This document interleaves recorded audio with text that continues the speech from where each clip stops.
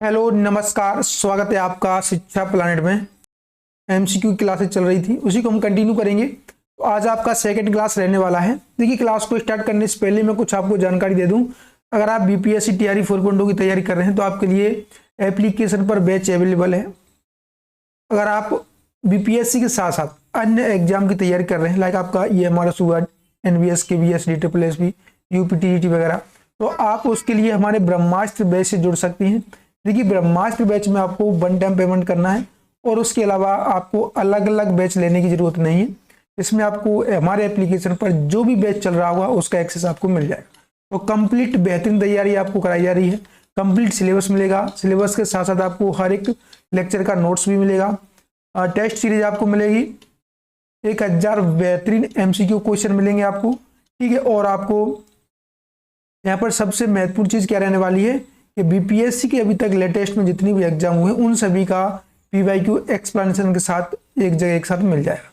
तो जो भी साथी इंटरेस्टेड हैं, कुछ भी क्वेरी है तो आप इस नंबर पर संपर्क कर सकते हैं 9005108778, ठीक है। तो इस प्रकार से आप इस पर कॉन्टेक्ट कीजिएगा, कुछ भी आपको पूछना हो तो आप पूछ सकते हैं। तो चलिए, आज हम आपका स्टार्ट करेंगे। आज का फर्स्ट क्वेश्चन हमारा यहाँ पर रहने वाला है, मसीत खानी गत के सही बोलों को चुनिएगा। देखिए, रजा खानी गत और मसीत खानी गत दो आपकी गतें हैं महत्वपूर्ण, हालांकि और सारी होती हैं बट जो महत्वपूर्ण है उनसे क्वेश्चन बनता है। देखिए, यहां से आपको ध्यान क्या रखना है कि मसीत खानी गत के बोल क्या हैं। तो यहां से हम दोनों के बारे में बात करेंगे, मसीत खानी, ठीक है, और आपका एक रजा खानी। अब देखिए, जो मसीत खानी कहते हैं ये अब मसीद खान साहब ने, ठीक है, तानसेन के वंशज थे, इन्होंने इसको स्थापित किया था। अब देखिए, जो मसीद खानी कहते हैं इसकी लय के अगर बारे में बात करें, क्वेश्चन बनेगा आपसे, जो मैं आपको चीजें बता रहा हूँ वहां से क्वेश्चन बनेगा, इसलिए मैं साथ में जो भी महत्वपूर्ण आपका फैक्ट बन सकता है जिस क्वेश्चन को लेकर के, उस पर भी हम डिस्कस करते हुए चलेंगे। तो इसकी लय क्या रहती है, तो इसकी विलंबित लय रहती है, ठीक है। अब देखिए, इसमें प्रयोग अगर बात करें तो विलंबित 3 ताल का प्रयोग करते हैं। बोल निश्चित होते हैं, ध्यान रखना। आपका मसीद खानी जो गत है इसके बोल निश्चित होती हैं और रजा खानी गत के बोल निश्चित नहीं होती हैं, परिवर्तित होते रहती है। क्लियर। अब देखिए, यहां से ध्यान रखना, जो आपका मसीद खानी गत है इसको पश्चिमी बाज कहते हैं, ठीक है, पश्चिमी या फिर आपका दिल्ली बाज। और आपको देखिए, जो रजा खानी है इस पर अगर बात करें तो रजा खान साहब ने इसको स्थापित किया था। इसकी लय आपका द्रुत रहती है, ठीक है, द्रुत लय में रहती है, इसके बोल निश्चित नहीं होती है। लेकिन आपका जो मसीद खानी कहते हैं इसके बोल निश्चित होती हैं। तो इसके बोल क्या रहेंगे आपका, देर दा रा दा दा रा, ये मसीद खानीगत के बोल हैं। अगर रजा खानीगत के बोल आपसे पूछा जाए, देखिए ये तो निश्चित है, देर दा रा दा दा रा। अगर इसके अलावा कुछ भी आपको बोल मिलते हैं, लाइक आपका दिर दा दा रा या दा दिर, तो इस प्रकार से आपका जो बोल रहेगा वो आपका रजा खानीगत का बोल रहेगा। क्लियर। अब देखिए, रजा खानीगत को लेकर के क्वेश्चन और आपका बन सकता है कि ये आपका पूर्वी और लखनऊ बाज के अंतर्गत आता है, ठीक है, पूर्वी और आपका पूर्वी या लखनऊ बाज, ठीक है। तो इस चीज का ध्यान रखना। अब चलिए नेक्स्ट क्वेश्चन पर चर्चा करते हैं, निम्नलिखित में से कौन सा राग उत्तरांगवादी राग है। अब देखिए, उत्तरांगवादी राग के लिए आपको एक जानकारी होना चाहिए, जो आपका सप्तक होता है वो 2 भागों में विभाजित होता है, पूर्वांग और उत्तरांग। तो पूर्वांग में आपके जो स्वर रहेंगे, यानी कि जिस राग का वादी स्वर पूर्वांग में रहेगा वो पूर्वांगवादी राग, जिस राग का वादी स्वर उत्तरांग में रहेगा उत्तरांगवादी राग कहलाएगा। क्लियर। तो यहां से आप देखिएगा ये आपका उत्तरांगवादी राग कौन सा रहने वाला है। देखिए, तो इसका राइट आंसर आप सोनी लगाइएगा। हालांकि अगर आप मालकों से भी सोचेंगे बट इसमें थोड़ा सा कंट्रोवर्सी रहता है, तो सोनी इसका राइट आंसर हो जाएगा। क्लियर।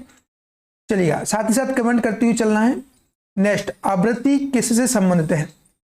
आवृत्ति, देखिए आपका आवृत्ति हुआ या फिर आपका आंदोलन,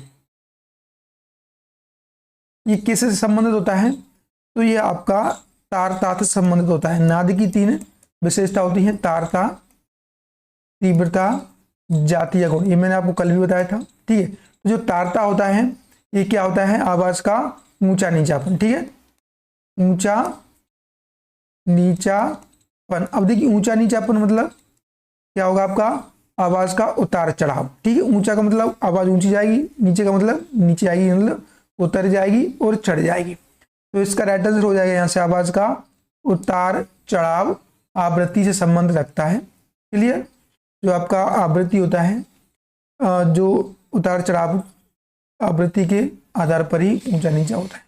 क्लियर। अब देखिए अगर आपसे पूछे तारता, तो तारता आपका कंप विस्तार पर निर्भर होता है।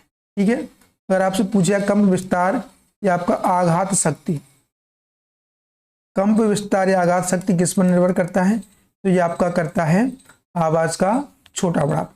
ठीक है, छोटा बड़ापन, ध्यान रखना। नेक्स्ट, देखिए कौन से राग के आरोह में पंचम वर्जित है, यहां पर ऑप्शन नहीं है, तो इस क्वेश्चन को अभी हम स्किप करेंगे। ठीक है, नेक्स्ट, शास्त्रीय संगीत किस नाम से जाना जाता है, भारतीय शास्त्रीय संगीत। Very important question, very important question, double star लगाइएगा। EMRS में इस प्रकार का क्वेश्चन आपका पूछा गया था। देखिए भारतीय शास्त्रीय संगीत आपका किस प्रकार का संगीत है, तो रागदारी संगीत है। रागदारी संगीत क्यों है, ध्यान रखना। जो आपका भारतीय शास्त्रीय संगीत है, इसमें रागों के नियमों का पालन करते हुए अपनी प्रतिभा दिखाने का कलाकार को अवसर मिलता है, इसलिए आपका जो भारतीय शास्त्रीय संगीत है यह रागदारी संगीत होता है। राग इसमें महत्वपूर्ण होता है। क्लियर, तो भारतीय शास्त्रीय संगीत में आपका राग महत्वपूर्ण होता है, इसलिए आपका रागदारी संगीत यहाँ पर रहेगा। नेक्स्ट, द्रुत गति ध्रुपद में अधिकतर किस ताल का प्रयोग किया जाता है। वेरी इंपॉर्टेंट क्वेश्चन, ये मैंने आपको पहले भी कराया है क्वेश्चन, बट अभी आपको बताना है। देखिए क्वेश्चन सिंपल है लेकिन घुमाया हुआ है, बस क्वेश्चन के शब्दों को आपको पकड़ना है, क्वेश्चन एग्जामिनर का माइंड आपको पढ़ना। देखिए द्रुत गति, यहाँ पर आपको क्या देखना है, द्रुत गति। अब द्रुत गति का मतलब क्या होता है, तेज। ठीक है, द्रुत गति यानी आपका तेज। अब तेज गति में आपका कौन सा ताल रहता है, पहले तो आपको ये देखना है चौताल, झपताल, सुलताल या तीव्रा। तो देखिए यहाँ पर आपको देखना है चार ताल आपका ध्रुपद के साथ प्रयोग होता है, सुलताल आपका प्रयोग होता है, लेकिन जो चौताल है, चार ताल है, ये आपका द्रुत नहीं होता है, सुलताल आपका द्रुत ताल रहता है। तो ये आपका हो जाएगा यहाँ पर इसका राइट आंसर। क्लियर। अधिक सुलताल आपका 10 मात्रा का ताल है, कितनी मात्रा का ताल है, 10 मात्रा का ताल है। अगर इसके बोलों की बात की जाए तो इसके बोल रहते हैं आपका धा धा दिनता, इट धा तिट कत गद गन। 1 2 3 4 5 6 7 8 9 10। ठीक है, अब खाली ताली की बात करेंगे तो खाली आपका यहाँ पर हो जाएगा तीसरी और नौवीं मात्रा। ठीक है, पहली मात्रा पर सम, यहाँ पर आपका दूसरा ताली, यहाँ पर तीसरा ताली। तो इस प्रकार से आपका सूल ताल यहाँ पर रहने वाला है। क्लियर। चलिए नेक्स्ट, राग मारवा किस जाति का राग है। वेरी वेरी इंपॉर्टेंट क्वेश्चन, राग मारवा किस जाति का राग है। ओडव ओडव, साड़व संपूर्ण, साड़व साड़व, बताइएगा सभी प्यारे साथ। देखिए जो मारवा है आपका यह साड़व साड़व जाति का राग है, ध्यान रखना। मारवा का थाट क्या है आपका, तो इसका थाट मारवाई है। ठीक है, मारवा थाट का है, आश्रय राग है। इसका अगर बात करें वादी संवादी के बारे में तो रे इसका कोमल रे वादी हो जाएगा, संवादी हो जाएगा इसका ध्यवत। ठीक है, देखिए साड़व साड़व जाति का राग है, तो इसके आरोह और अवरोह में एक एक स्वर वर्जित है, तो आपका पंचम वर्जित है। ठीक है,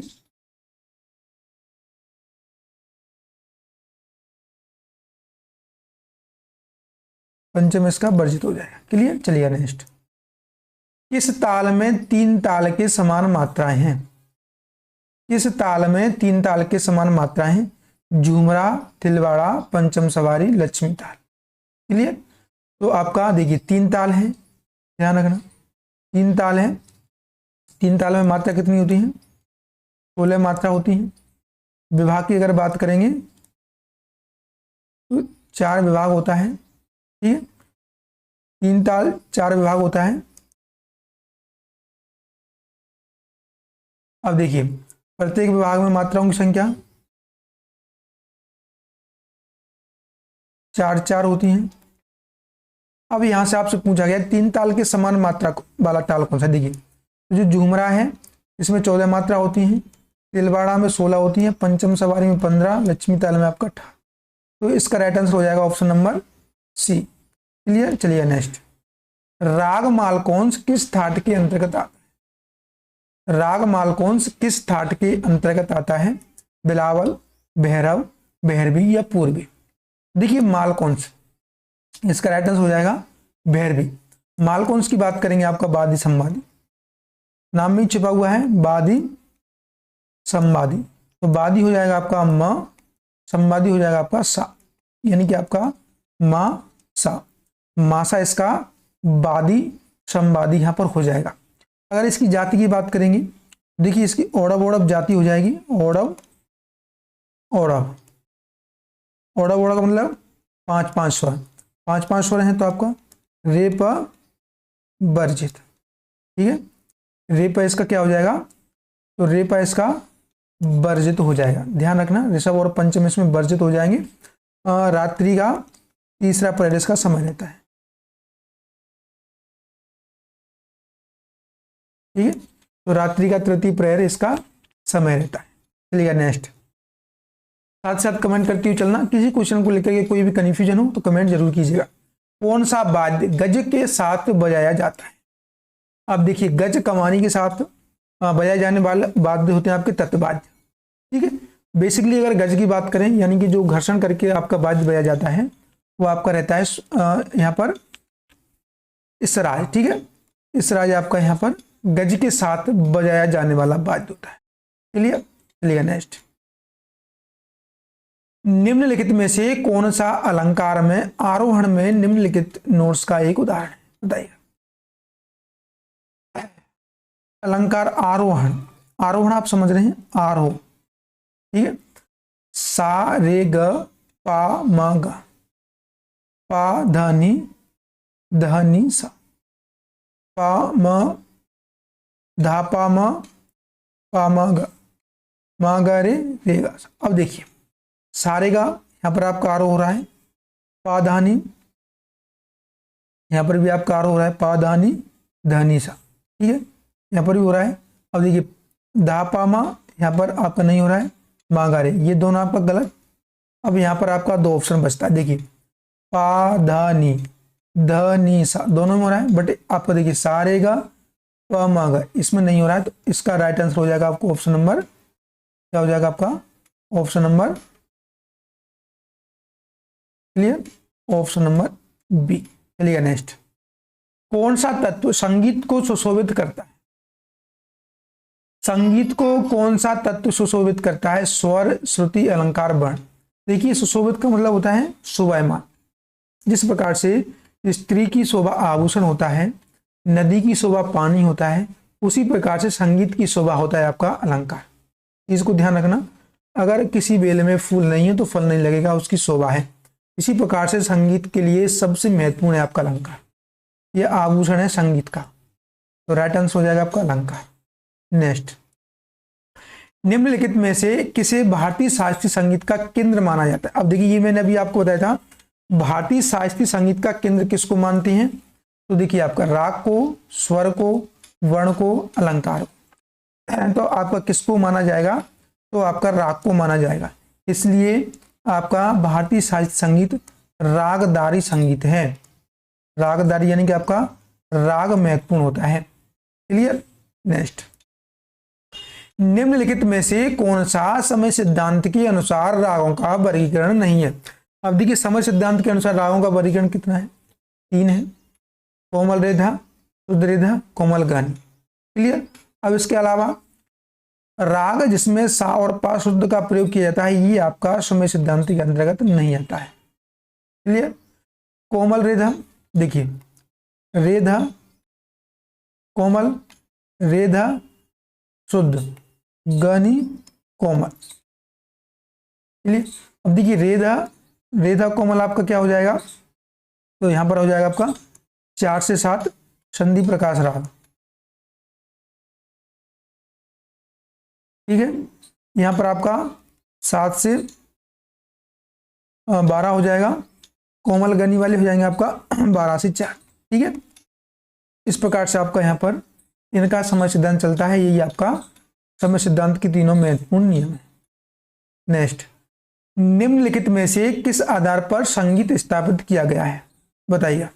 राग के आधार पर, ताल के आधार पर, स्वर या थाट के आधार पर। देखिए भारतीय शास्त्रीय संगीत का केंद्र बिंदु होता है राग, महत्वपूर्ण होता है राग, लेकिन स्थापित किस आधार पर किया गया है, तो इसको स्थापित किया गया है आपका ताल के आधार पर। क्लियर, ताल के आधार पर भारतीय संगीत को स्थापित किया गया है, वेरी इंपोर्टेंट। नेक्स्ट, ताल की इकाई को क्या नाम दिया गया है जो संगीत के समय की माप को इंगित करता है। ये ध्यान रखना, संगीत की माप को इंगित करता है, ठीक है, समय के द्वारा। तो देखिए अवतार, मात्रा, ताल, लय, बोल, तो यहाँ पर समय के लिए मात्रा का प्रयोग करते हैं अपन। ठीक है, जो आपका मात्रा होता है वह समय को इंगित करता है। नेक्स्ट, लय का नाम क्या है जब विलंबित का टेम्पो दोगुना कर दिया जाए। देखिए लय, ध्यान रखना, लय 3 प्रकार का होता है। एक विलंबित लय, दूसरा मध्य लय, तीसरा द्रुत लय। ध्यान रखना, विलंबित लय हो जाएगा आपका सबसे स्लो टेम्पो वाला, ठीक है। मध्य हो जाएगा आपका मध्य लय वाला, जो हम बात कर रहे हैं जनरली वो आपका मध्य लय। अगर इसको अपन तेज कर दें तो द्रुत लय हो जाएगा। अब देखिए यहाँ पर क्या बोला गया है, विलंबित लय का टेम्पो दोगुना कर दिया जाए। अगर विलंबित लय यहाँ पर आपका 1 सेकंड में हम 2 वर्ड बोल रहे हैं, ठीक है, क्लियर। अगर इसी को अपन डबल कर दें, 1 सेकंड में अगर अपन 4 शब्द बोलने लगे तो टेम्पो हो जाएगा डबल। अगर इसी को अपन 4 टाइम कर दें, 1 सेकंड में अगर हम 8 बोलने लगे तो क्या हो जाएगा आपका द्रुत लय। तो यहाँ पर क्या हो जाएगा, डबल हो जाएगा आपका मध्य लय। अगर इसका 4 गुना हो जाएगा आपका द्रुत लय, तो इसका राइट आंसर हो जाएगा मध्य लय। क्लियर, चलिए नेक्स्ट, ताल की मात्रा को निम्नलिखित में से कौन सा नाम दिया गया है जो आघात के स्थान को इंगित करता है। अब देखिए ताल की जो क्रिया होती है 2 प्रकार की होती है, सशब्द क्रिया और निशब्द क्रिया, जिसे आप ताली और खाली कहते हैं। ठीक है, फर्स्ट आपका ताली हो जाएगा, दूसरा आपका खाली हो जाएगा। क्लियर, अब देखिए ताली को अपन बात करेंगे सशब्द, ठीक है, सशब्द क्रिया। खाली हो जाएगा आपका निशब्द क्रिया। ठीक है, सशब्द क्रिया आपका हो जाएगा यहाँ पर देखिए आघात, ठीक है, आघात यहाँ पर किया जाएगा। निशब्द क्रिया आपका आघात नहीं होगा। ठीक है,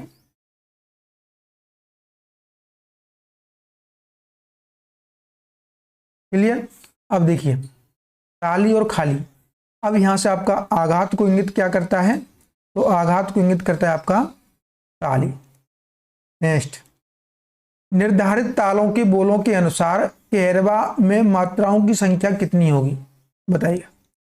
देखिए कैरवा आपका ताल है, कैरवा में मात्राओं की संख्या क्या रहती है आपका 8। ठीक है, धागे नती नक देन, धा गे न ती न क धे न, ये आपका हो जाएगा 1 2 3 4 5 6 7 8। यहाँ पर सम हो जाएगा, यहाँ पर आपका खाली हो जाएगा। तो खाली की बात करेंगे 5वीं मात्रा पर। ठीक है, 5वीं मात्रा, क्लियर, यहाँ पर 5वीं मात्रा पर हो जाएगा आपका खाली। चलिए नेक्स्ट, द्रुपद की रचनाएं सामान्यतः किससे संबंधित हैं। राधा कृष्ण की लीलाओं से, होली से, देवताओं की स्तुति से या दिवाली से।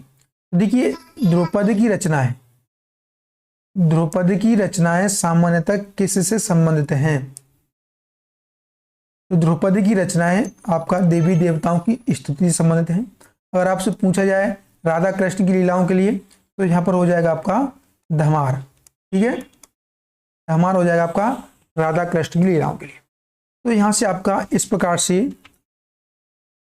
आज का आपका क्वेश्चन पेपर रहने वाला है। देखिए पर डे हम 20 क्वेश्चनों को एक्सप्लेनेशन के साथ डिस्कस कर रहे हैं और महत्वपूर्ण आपको क्वेश्चन की सीरीज यह चल रही है। देखिए क्वेश्चन के साथ साथ आपको क्वेश्चन से संबंधित जो भी फैक्ट रहते हैं वो आपको अगर पता लगे तो आपके लिए बहुत ही अच्छा है, क्योंकि आप एक क्वेश्चन से 4 से 5 क्वेश्चन यहाँ पर सॉल्व कर पा रहे हैं।